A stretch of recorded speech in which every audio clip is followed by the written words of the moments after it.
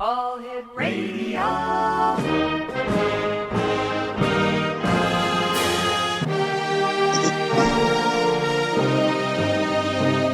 Welcome to the X Zone, a place where fact is fiction and fiction is reality. Now, here's your host, Rob McConnell.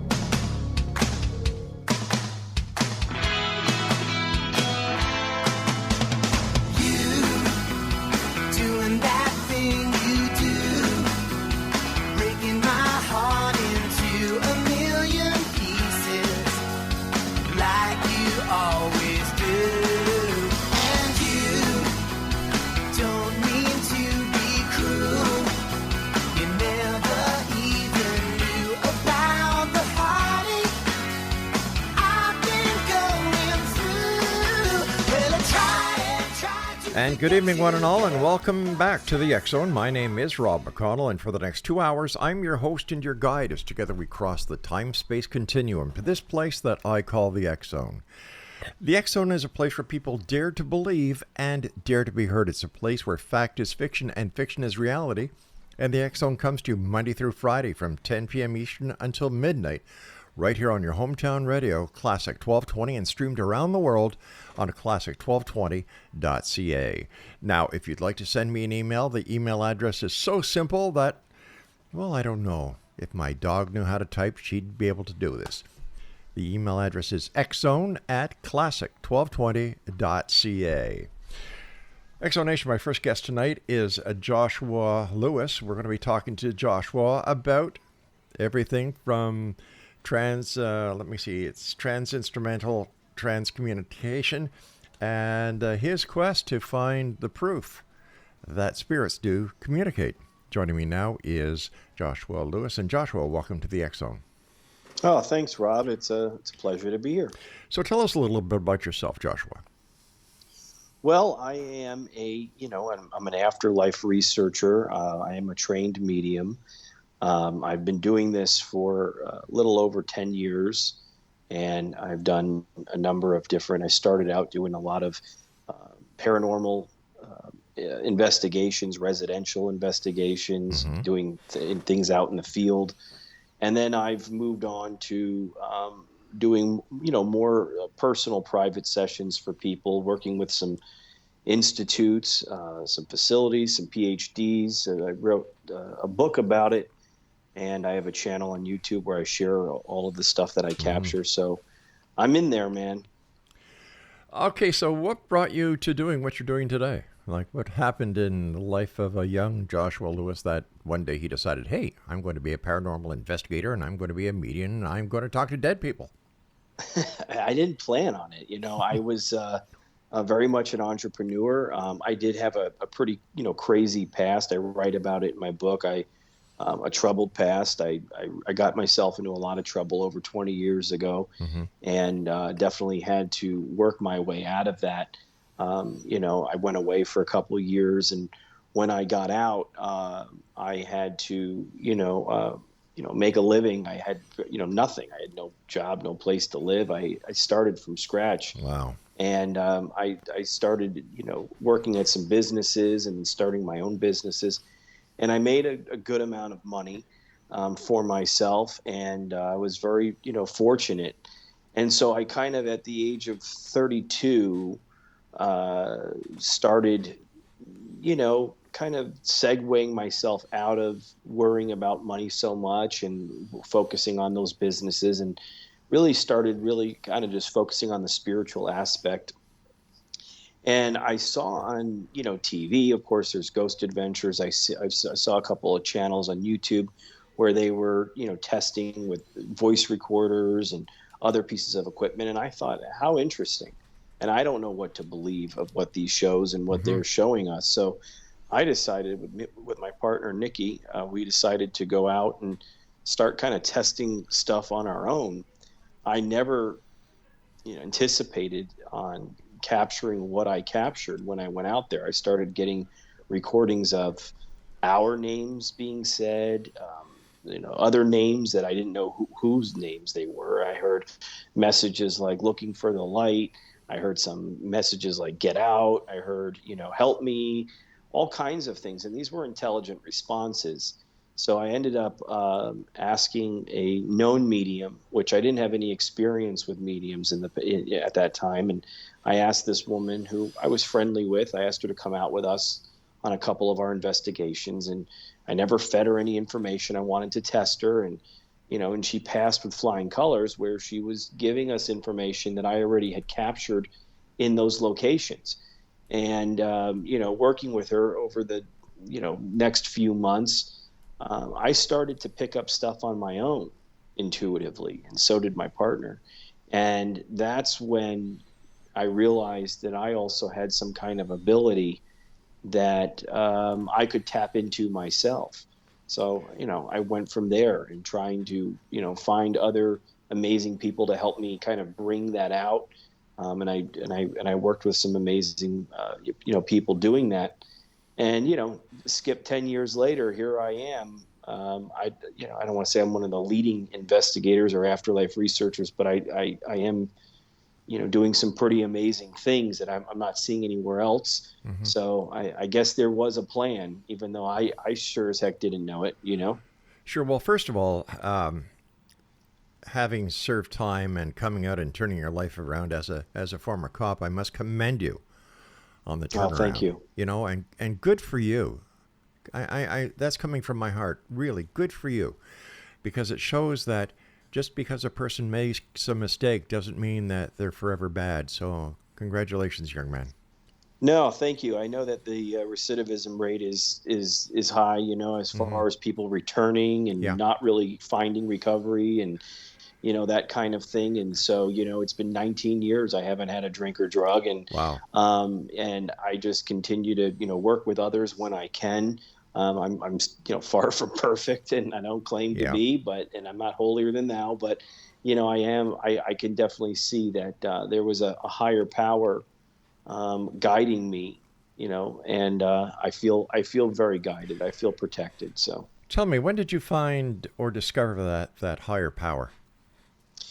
Well, I had a really spiritual experience one time. I share about in my book that, I was pretty much, this is a crazy story. I'll just tell you really quickly that I was pretty much bottomed out. I was around 18 years old. I'm 42 now. And I burned every bridge. Family wanted nothing to do with me. Friends wanted nothing to do with me. I had definitely harmed some people with my actions and my addiction. Mm-hmm. And I was driving around at 2 a.m. crying and I had nowhere to go. I didn't know what to do. And I wanted to confess my sins. Right. And I was driving. There was no one on the road, and I saw this church. And I pulled into the church hoping that maybe there would be a priest or someone that might be somewhat, around or up. I even looked towards the rectory that was there that houses the priests. And there was no one there. And the church, of course, was locked. It was 2 a.m. And I found that there was this grotto, this area that they left open where you could go in and you could light some candles, and a couple of pews that you could kneel. Mm-hmm. And so I lit a candle, I kneeled, and I was just crying, and I was praying to God. And I said, help me. I'm telling you right now, I don't know where to turn. I don't even know if I know you properly, but I feel like I need to just tell you that, I want to confess my sins. Right. And out of nowhere, this little old lady walked into the grotto holding a little dog.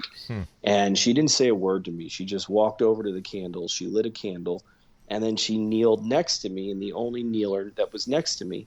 And again, I didn't say a word to her. She didn't say a word to me. But then she put her hand on my shoulder, and she looked at me and she said, "Would you like to confess your sins?" And I'm telling you, man, if I was crying hard then, I was crying even harder after she said that.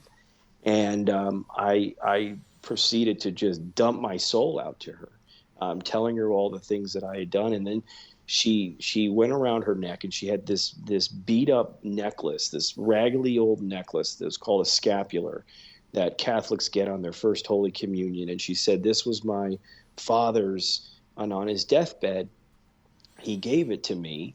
And I feel God wants you to have this right now. And I said, I can't accept that. That's too great of a gift. I can't. And she said, you have no choice. God wants you to have it. And she put it around my neck and, gave me a smile. And as quickly as she was there, she got up, she had her little dog, and she walked around the corner, barely, just walked out of the grotto. And I must have sat there an extra maybe 15 seconds or so, not even. And then I got up to look, and she wasn't there. Now, I'm not saying that she was, an apparition or something like that. I think she was a real person. But I will say that, at that point, that really solidified or was the cornerstone of my faith, because I felt like whatever this God was out there, he heard my cry and my plea to him that night, and that he moved someone, another child of his, to come and talk to me when I needed it the most. And it made me feel like my prayers are always heard. Now, I still didn't get straight completely after that, but I never forgot that moment. And and when it was my time to get right, I never forgot that moment. And my prayers, I always been praying to him since. So that was really, I think, my first spiritual experience. I've had many guests on this show over the years, and I would tell you a majority of them would say to you, if they were here, that you were touched by an angel. Yeah, I feel like it. Yeah. I don't know if it was, like I said, an apparition or something, but I definitely feel like it was a manifested angel. We have to take a break in about 2 minutes from now. But what is your forte? What is your specialty when it comes to paranormal investigations? Well, I used to do a lot of, like I said, residential investigations and stuff like that, and I did it in a very analytical way. But now, being a trained medium, I've done over 3,000 mediumship readings with just my ability. But really, I think my forte is the ITC, which is the instrumental transcommunication. So I use my ability to connect with the spirit, the soul, and then I use equipment to go further in capturing their messages through the equipment. I think that these are very exciting times for people who investigate, research, or question the paranormal and all aspects in between, because technology seems to be catching up with the paranormal investigators and researchers and offering them some quite amazing instruments. I agree.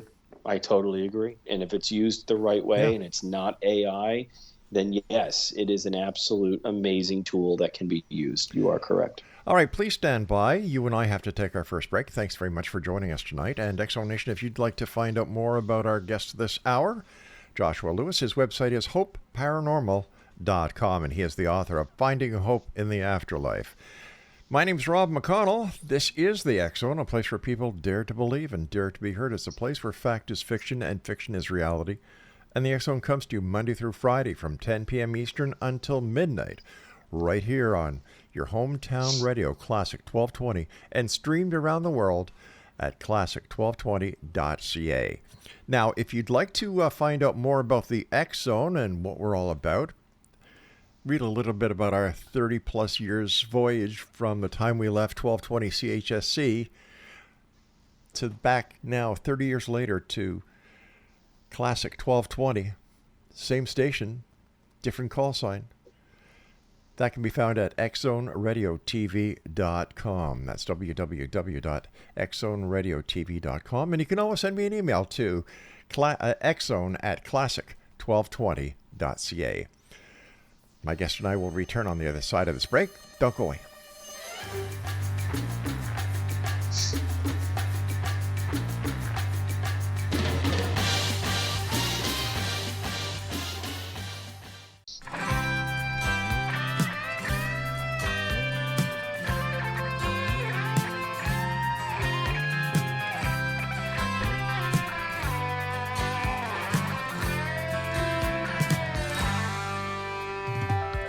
The light shines down the valley.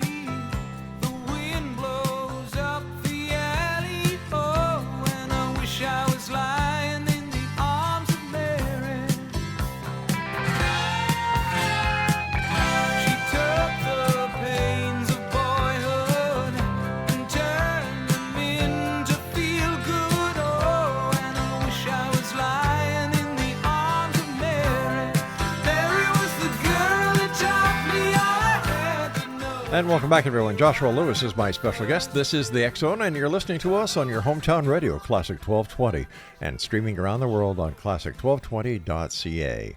If you'd like to find out more about our guest, his website is hopeparanormal.com, and he is the author of Finding Hope in the Afterlife. Now, what is it like to be a medium? How do you feel about what you do? I mean, I feel, excuse me, I feel extremely blessed. Mm-hmm. I feel it's an honor. It's definitely not always easy. I had a preconceived notion of what mediums were when I first started kind of doing this work. So I kind of thought that, I don't know what I thought. I thought that it was like that they could just hear everything and that they're feeling everything, they're seeing everything and all that stuff. But it's more subtle. The information comes in through a feeling, comes in through a vision. It comes in through subtle thought. So I am clairvoyant, I'm clairaudient, I'm clairsentient, I'm claircognizant. So these are the clairs, I guess, that I have. Right. But sometimes it's just so very subtle. The other day I had a woman I was giving a reading to, and I'm an evidential medium. So in addition to giving positive messages that are coming from the loved one, I also have to give factual stuff that I have to get that kind of validates who they are. And a lot of people want to validate their loved ones. So this woman, she was asking to speak to a loved one, and the way I work is when you have a reading with me and I get on the phone with you, I don't want to know who we're talking to yet. I don't want to know the relationship. I don't want to know any of that. So I'll say, okay, when I'm ready, I'll cue you and you say the loved one's name 3 times, and that's it. And then I want you to kind of just stay quiet for 10 minutes at least. And I don't want you to say anything. I'm going to give you what's coming to me.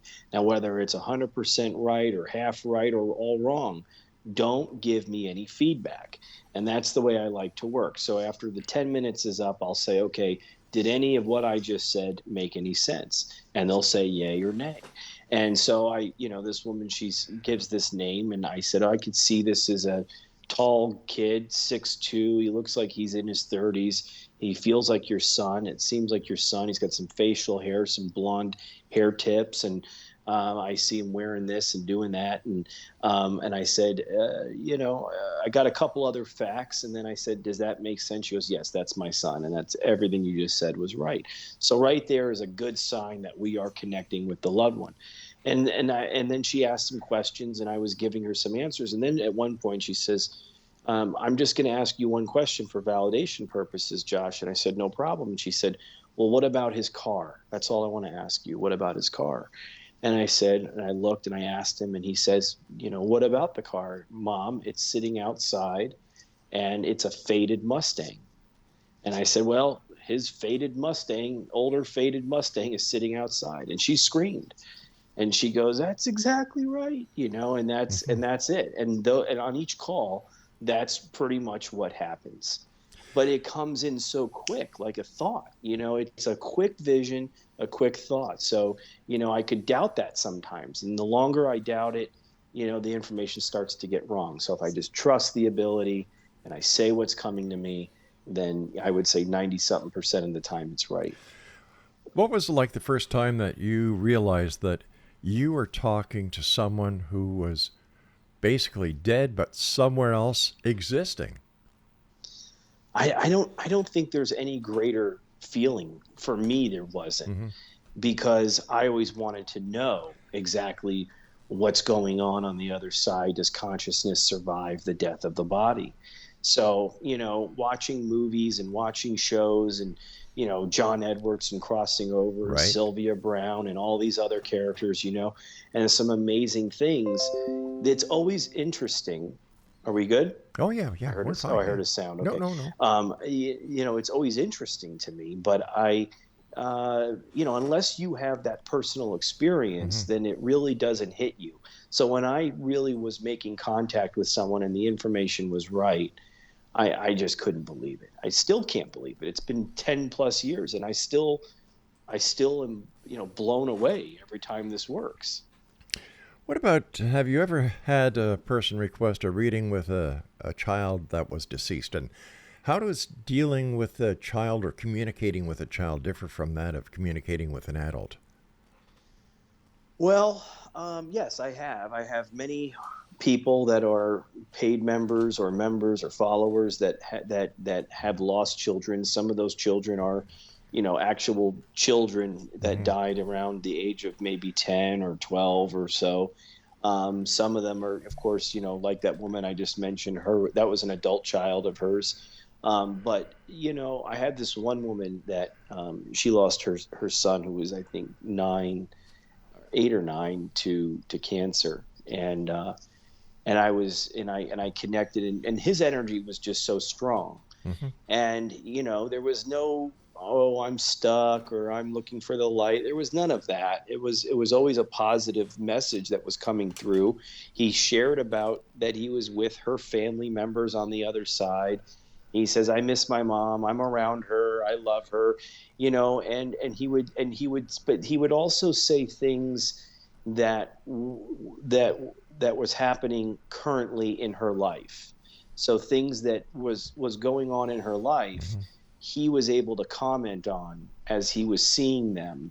And these, of course, are things happening, since he's been passed. So I thought that made such a big difference to her, because she's grieving the loss of a child, which no one should have to do. And I don't understand what that pain would feel like. I hope I never have to. And I am a father. So, but she really, her grief started to really transform. And of course she was still missing her child and feeling that grief, but it wasn't the same as it was before.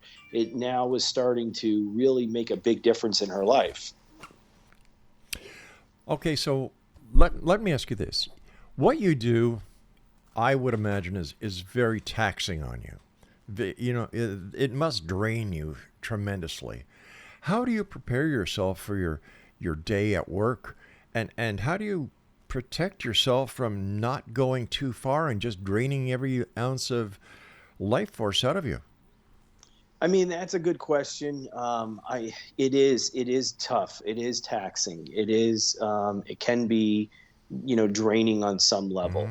I would say that if you don't have a connection with a higher power, with God, right, your, understanding of God, a personal one-on-one connection, if you don't, I have to meditate.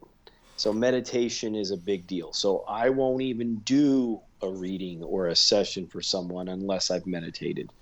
And so I practice. I first started doing TM, which is transcendental meditation. And then I did that for about 7 years until I found my guru, Paramahansa Yogananda, who wrote the book, The Autobiography of a Yogi. And he teaches, he's no longer living. He died in, I think, 58. But, he's still helping his students from the other side. There's no question. And his teachings on Kriya Yoga, Kriya, Kriya Yoga. And that's a form of meditation. I think it's the highest form of meditation as far as I feel. And that's what I've been practicing since 2019. And, it talks about energization and recharging your life force. So, I don't know how well I always do that. I am a father. I still own a couple businesses, but this is my main thing. And but I try to make sure I balance it out, and I don't overbook myself, and I don't try to bite off more than I can chew. Well, that's good. But that's what I do. Yeah. Have you ever had somebody sit down or connect with you by telephone or Zoom or Skype, however you do it, ask you to connect with someone, and when you do make that connection, the person on the other side says, nope, don't want to talk to them? Nope. It is it's very rare, but yes, that has happened. I did, it's interesting you asked that, because I did have a woman who was, she lost her husband to cancer. And when I got on the phone with her, she was just so frantic and so, I'm not judging her, but she was just so kind of difficult to work with. and very needy in a way that was just like, whoa, I could feel it hard, like big time. So I do the session with the guy asking for her husband. And when I reviewed the session, he's like, this is, it's too much. She's too much. I can't do what she's asking. Oh, gosh. I can't be around her all the time. I'm traveling the cosmos. She just only thinks about death. And I mean, let me tell you, that was a really hard session to have to do and then to share it with her, because I didn't want to tell her that the guy didn't come through. Yeah. I want to, I have to be honest, Sure, and so I shared with her what came through, and he wasn't being mean. He was just being it sounded like very truthful. And he says, I'm around them, but I just can't, like, she wanted him to still help with the kids and stuff in a way that, like, I don't even think he could do. And, it was very tough. And she's like, well, I don't know if I like this. And I don't know if that was him. And that was so rare. I mean, I've done over 500 box sessions, and I would say only maybe 2 or 3 of them have gone something similar to that, which is extremely rare. So it seems that people don't realize that when you're communicating with the other side is that they also have free will. Yeah, I mean, free will is something that's been given to us here, and it's not taken from us just because we die. I think the misconceptions of death is that when you die, you're either in heaven or hell. Right. And that when you are in heaven, that you're just given all the secrets to all of mankind and all of the other side, and that you get your wings issued at the gate and you're just instantly an angel. And that's just not the way it is.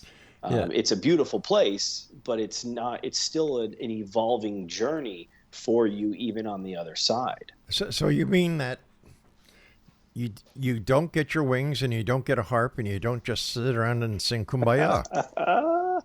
No, that's not what I get. I get them.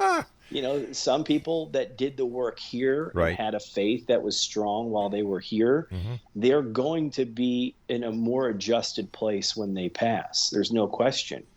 People that die with resentment, anger, fear, jealousy, fear really being the undercurrent there. When they pass, they're not going to necessarily be stuck, and they're not going to be even in hell, but they're going to still have to work through some of that stuff. It's not just because death is the great escape. Even Paramahansa, he says, if death was the great escape that people think it is, let us all go drown ourselves at once in the ocean and become angels. Hey, Joshua, we are who we are. Hate to cut you off, buddy, but I've got to take another break here. Oh, yeah. Exo Nation, please don't go out and drown yourself in the ocean. No, don't do that. No, don't do that. Don't. Exo Nation, Joshua Lewis is our special guest. His website is hopeparanormal.com, and he is the author of Finding Hope in the Afterlife. And we'll be back on the other side of this break as the X Zone continues on your hometown radio, Classic 1220.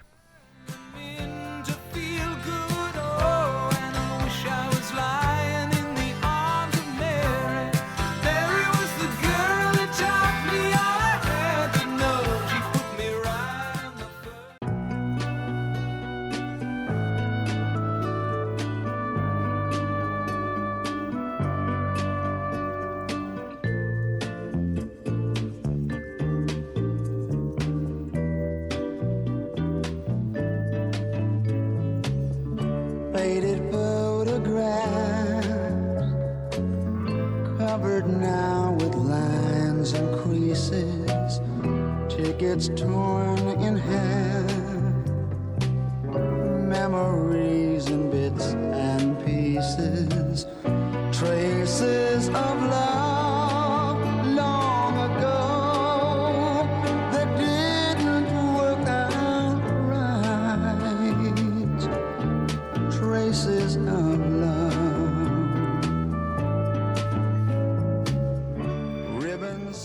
And welcome back, everyone. This is The X Zone. I'm Rob McConnell, and you're listening to us on your hometown radio, Classic 1220, and we're streaming us at classic1220.ca. My guest this hour is Joshua Lewis. His website is hopeparanormal.com, and he is the author of Finding Hope in the Afterlife. And once again, his website is www.hopeparanormal.com. Joshua, where does reincarnation fit into the greater scheme of things?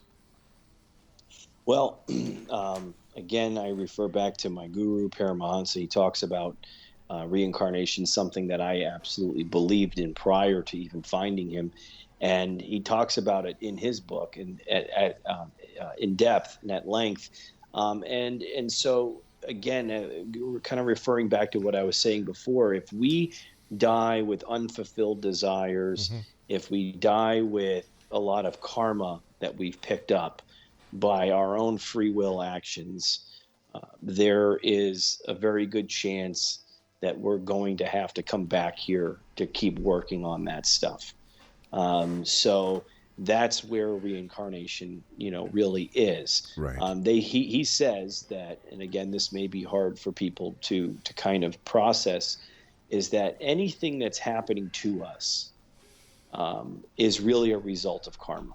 So even if it's health issues, financial stuff, whatever it is, death of a loved one, maybe, regardless, it's karma that's attached to them and karma that we have. And that could be stuff that we've done in this life, or even crazier, it could be stuff that happened in a previous life that we did that is still with us. And so that's why I always say to people that, I'm grateful to share this work on the channel and in the book.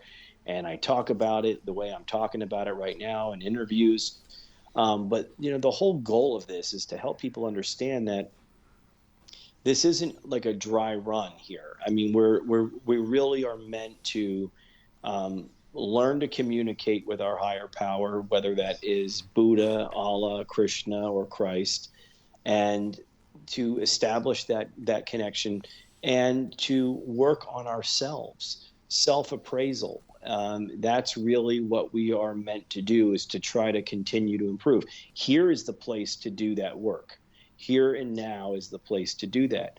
And, and if you come back, it's not because you're being, told that you have to come back because of unfulfilled desires and karma that you've accumulated, but because you want to come back and help people. And that's an option. But, a lot of people do have to kind of come back here to keep working on themselves. Has there ever been a time, Joshua, when somebody's asked you to communicate with someone on the other side, and a negative entity or a demonic entity has tried to intercept your connection? Early on when I was doing those residential cases and stuff, I would get, I guess, more negative stuff sometimes. People were having troubles in their home with some kind of thing, and so we would get some kind of messages. I believe that, I've heard messages come through that, are they talk of evil, but it's mostly, I would say 90-something% of the time that of what I've captured has been positive and love filled. And if there is anything normally negative, which is rare, it's normally more of a human nature negativity, not a demonic kind of feel. So it's just kind of a person being a typical a-hole or whatever you want to say. That's really what it is. I did have a case. Well, it's not a case. It's here. I had the residents of the home I live in that were kind of these an old school couple, and they didn't like the work that I was doing, and so they tried to kind of hinder it early on, and they were deceased, of course, and so that was a really interesting case. But it's very rare. Sometimes I have heard, it's very rare, but I have heard some of my spirit guides say, like the devil doesn't like the work that I'm doing. So that's interesting, but I feel, like I said, very protected, very guided. So I just trust in that protection. I trust in Christ and in God. So that's what I do. A lot of these TV shows go to the same locations that are haunted, and they all get these different readings. They get these different EVPs and so on. I'll give you an example, the Waverly. Right. Why would these spirits hang around and take the abuse that some of these paranormal investigations subject them to?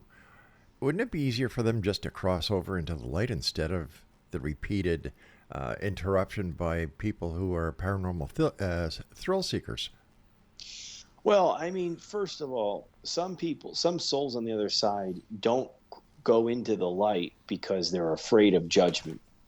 So, there's the free will factor Yeah. again. And so you don't lose that even on the other side. So some spirit, some souls may just want to hang around in a place that there's darkness and they just want to be there.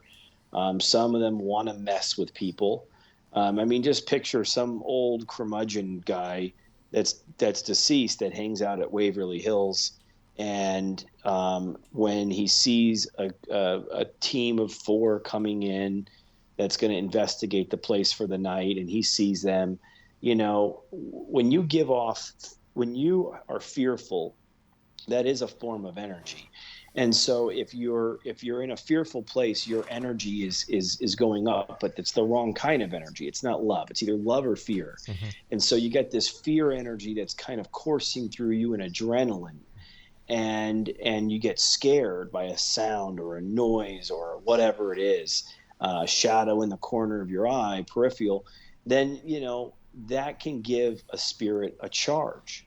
And so if this old curmudgeon sees this and says, "Oh, I'm going to give them a good scare tonight. I'm going to say the words demon, and I'm going to say the words devil, and I'm going to say this and this." Now, these people don't know that it's just some old guy named Larry that never wanted to leave, and he lived down the street, let's say, and he just decides to hang out at Waverly Hills now. They don't know that. So they hear that word and they go, "Oh, we got a demon on," Right. And again, that's what sells. That's what sells. That's Yeah. what gets the views and the clicks. It's not the love-filled, peaceful communication that I get. I mean, I've got a good amount of followers, but I could have millions of people following me if I wanted to play that card. Well, let me ask you this. You brought up a very interesting point here. In your opinion, based on the number of people that you've communicated with on both sides and the messages that you've received, in your opinion, what would be the ratio of good communication from the spirits compared to bad communication? With me, it's like 90-something% or higher. Good. Is that because you attract the good spirits? I would say that I feel pretty protected, and Yeah. I feel that I have a light within me that is there. Sometimes my light level can be low. I mean, Sure. dealing with bills and the kids and other Yeah. things Hey, I can hear kind you, of, brother. drain you a little bit. But yeah, I believe that I am at least known a little bit more as being the positive guy, that does this. So, I'm not saying that, there aren't, negative people on the other side that, that don't try to mess with me sometimes. I think that they do, but I think that I can dodge that, or, reject that kind of negativity, I think, a little bit better than the average person that may not have a faith in a higher power, may be a little bit on the fence, may be more prone to fear. You know what I mean? Yeah, I do. The fact that you are protected by the light, and I'll just use that analogy. Would those on the other side see that light and know that because you are protected, that when they communicate with you, they too are protected? Yeah, I would say so. I would say that they feel better when they're communicating, and that they're looking for, anytime I normally, communicate with a soul, whether it's a well-known person or it's just someone's loved one, Right. I always say prayers for them. And I've done, scientific research on what prayer does, in the sense of, hey, I'm going to pray for you, and then I'm going to check with you after I do that. And let me know if you felt it. Let me know how you feel. And it's always, I feel it. Thank you. I feel the light. I see the light. I'm feeling it, and a lot of thank yous and gratitude. So there's something that is scientifically happening with prayer. I am a great believer in the power of prayer. I'm also a great believer in the power of belief. in my opinion, belief is the strongest power in the universe, because if you believe in something, to you it's real. And if it's real to you, then the power has proven itself. You know what I mean? I agree. And I also say this too, is that, there's no shortage of mediums out there, and there's some really good ones out there, ones that aren't full of crap. And there's Right. a lot of people that are full of crap, by the way. And that really hurts what we do that are real. But I love to go one step further, and that's why I love the equipment and what I do on a scientific level, because I have the belief, I have the faith, even though it can wane sometimes. Sure. But because I'm a spirit living in a human's body. But the fact is that I love when I'm getting something intuitively, and it feels like it's just a thought, or how do I know that I'm really getting this, or how do I know it's even right? And then I go to my equipment, and then my belief is validated with a factual, definitive response saying, yes, that's right, or they validate it. So I think that's pretty remarkable. It truly is. When we come back from our break that I have to take in about a minute from now, I'd like to talk to you about ITC, what it is, and what the history of ITC is. I'd also like to talk to you about some of the conversations or replies that you have had from the other side. When you do this, is it basically EVPs that you're doing? No, I have a couple of different, EVP, but I also use advanced equipment that I'm using, where I'm feeding sound to them. Okay. And I'd also like to talk to you about your book. Okay. All right, so stand by, my friend. And X Zone Nation, our guest this hour is Joshua Lewis. His website is hopeparanormal.com, and he's the author of Finding Hope in the Afterlife. And once again, his website is www.hopeparanormal.com. And Joshua, I believe that your book is available on Amazon? It is. Yep. Excellent. All right, we'll be back with Jonathan on the other side of this final break for this hour.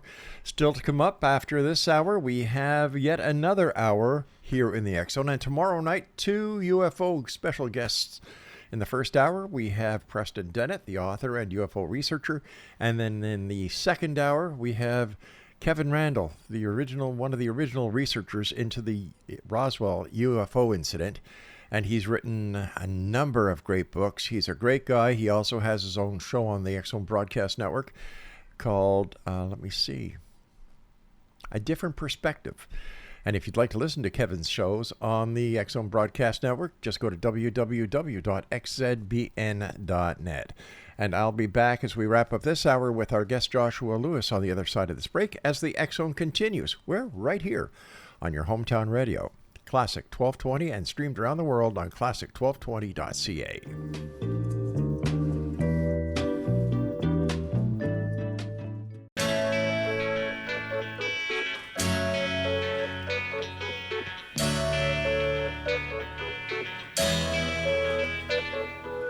I should have known you bid me farewell. There's a lesson to be learned from this, and I learned it very well. Now I know you're not the only starfish in the sea. If I never hear your name again, it's all the same to me. And I think it's gonna be alright. Yeah, the worst is over now. The morning sun is shining like a red rubber ball. You never can. And welcome back, everyone. Joshua Lewis is our special guest this hour. His website is hopeparanormal.com, and he's the author of Finding Hope in the Afterlife. And first of all, Joshua, thanks so much for coming on the show and for a very interesting show so far this hour. Oh, thanks for having me. It's been fun already. It moves so quick. It certainly does. It certainly does. What is ITC, Instrumental Transcommunication? Yeah, that's a great question. I talk about it in my conferences, in my live events. I try to give people a little bit of a history rundown. It's been around for about 100 years or so. I mean, you had guys like Thomas Edison, Nikola Tesla, a lesser-known guy named Frederick Jurgensen, and a brilliant Latvian scientist named Konstantin Radavau. These are guys that are kind of known as the forefathers of ITC. Thomas Edison built an apparatus to communicate with energy on the other side, energies on the other side, and he was convinced. He made contact with them. Same with Tesla. Frederick Jurgensen, he was a filmmaker. He was recording additional audio for what I think one of his projects, and he left a recorder on the windowsill to record the birds and the stuff outside. And when he went back and listened, he could hear voices, intelligent voices, and the same with Konstantin Radavau. And so, these are guys that kind of started this stuff, and kind of takes guys like me to kind of keep it moving. It's now being considered and taken a little bit more seriously, but mainstream science is still slow to catch up to it. And that's why I try to work with like places like I have worked with, like the Bigelow Institute of Consciousness Studies. I spoke at the Monroe Institute and the International Remote Viewing Association conference in Virginia recently. And it's using different pieces of equipment to communicate with the other side. So what is the difference between ITC and EVP? It's not. EVP is electronic voice phenomenon, right, and it is a form of instrumental transcommunication, ITC. Okay. And you were telling us earlier that you received some very interesting communications from the other side. Could you share a few of them with us? Yeah, I've asked for very well-known people. I've asked for people that, of course, are not as well-known. People that are just loved ones of others. And when I ask for someone who's well-known, there is no guarantee that I'm getting that person.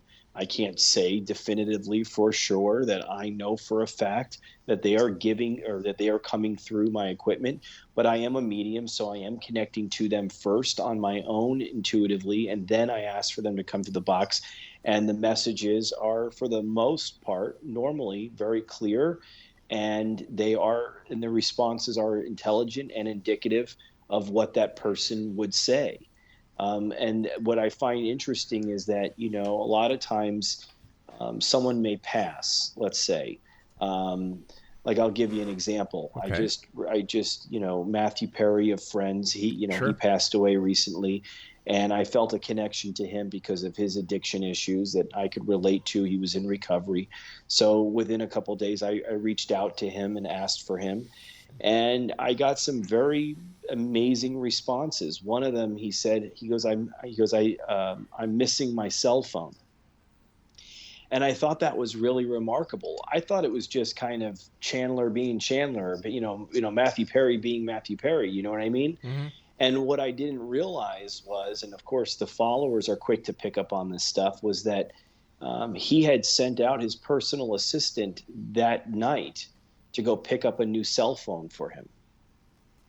And, so there's interesting things like that will happen that I won't find out until much later, that they're giving us a piece of information that there was no way of us knowing yet until later on. And that's happened in a lot of these cases.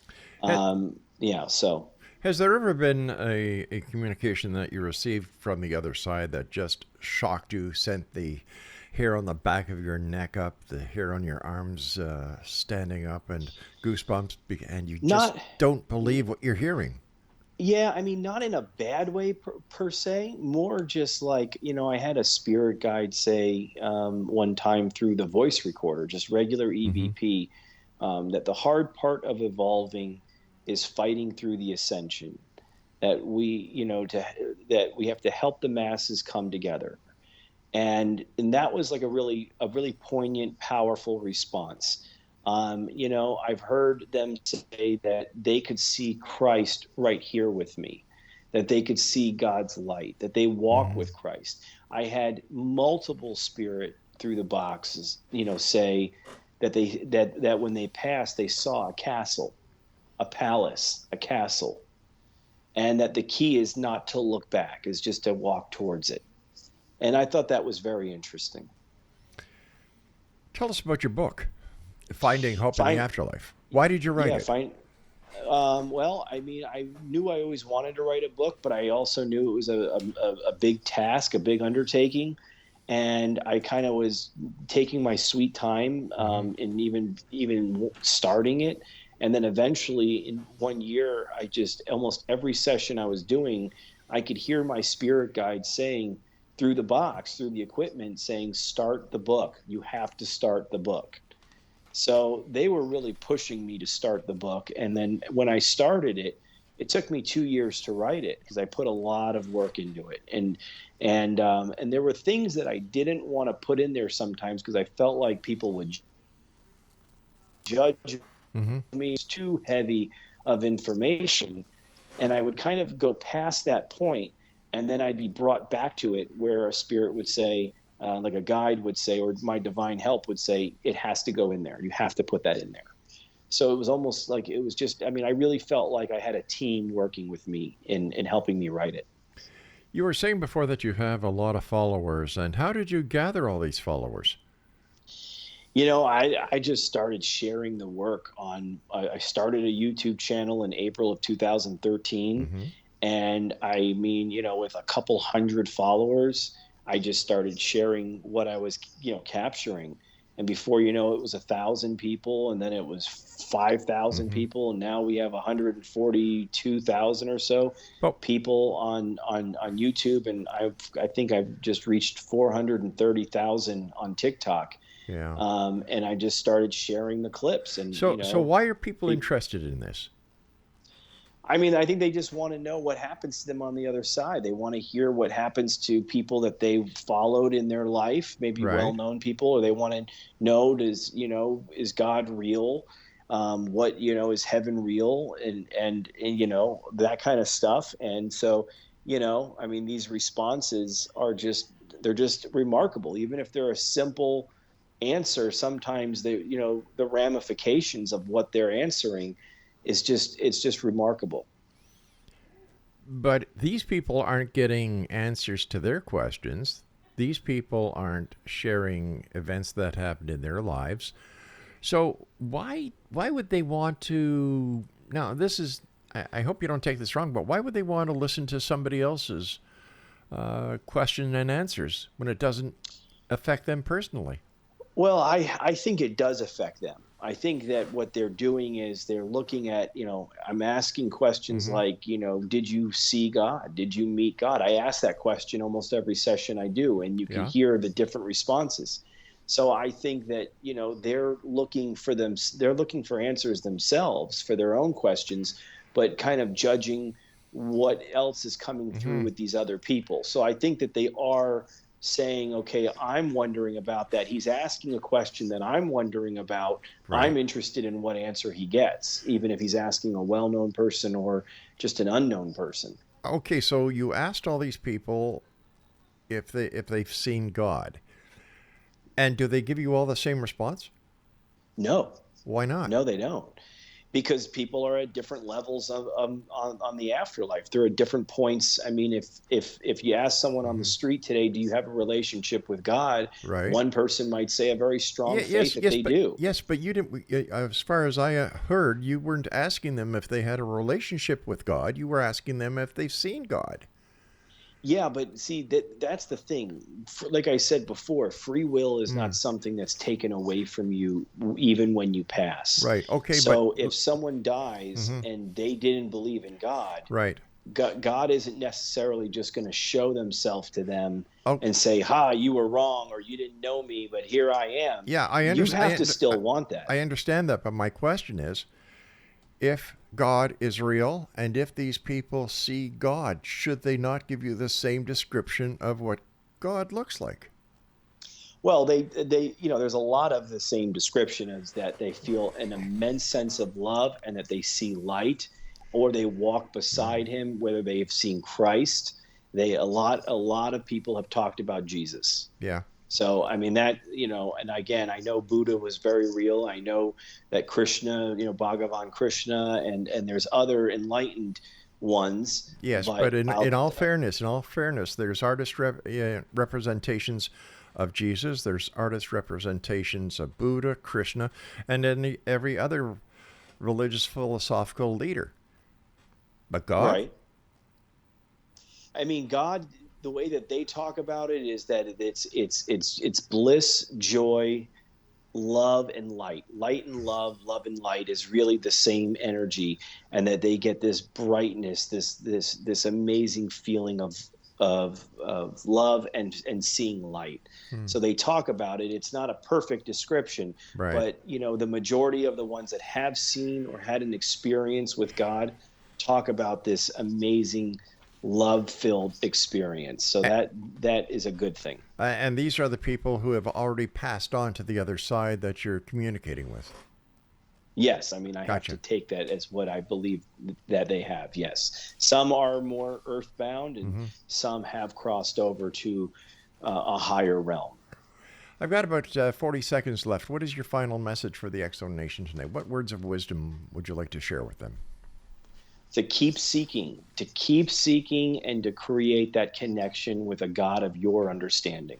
That is the most important thing, and of course to spread love. Yeah. But really is to keep seeking and to keep trying to better your connection with that higher power. Joshua, I want to thank you ever so much for joining us tonight. It's been a delight talking with you tonight. Keep the great work up. Oh, thank you. It's been an honor. Thank you so much. You take care, young man, and don't be a stranger. Let's have you back on again, because this is a great topic, and there's still so much to talk about. Yeah, I'm available whenever. All right, take care of yourself, and All regards to your family. Thank you. Happy holidays. You too, my friend. Exo Nation, our guest this hour has been Joshua Lewis. His website is hopeparanormal.com, and he's the author of Finding Hope in the Afterlife. It's available on Amazon.com. I'll be back on the other side of this short break as we continue here in the X Zone with Hour 2 from 11 p.m. until midnight. Because this is the place where people dare to believe, dare to be heard, Monday through Friday from 10 p.m. Eastern until midnight. That's right. Midnight Eastern, that is. Where? Right here on your hometown radio, Classic 1220, and streamed around the world on classic1220.ca.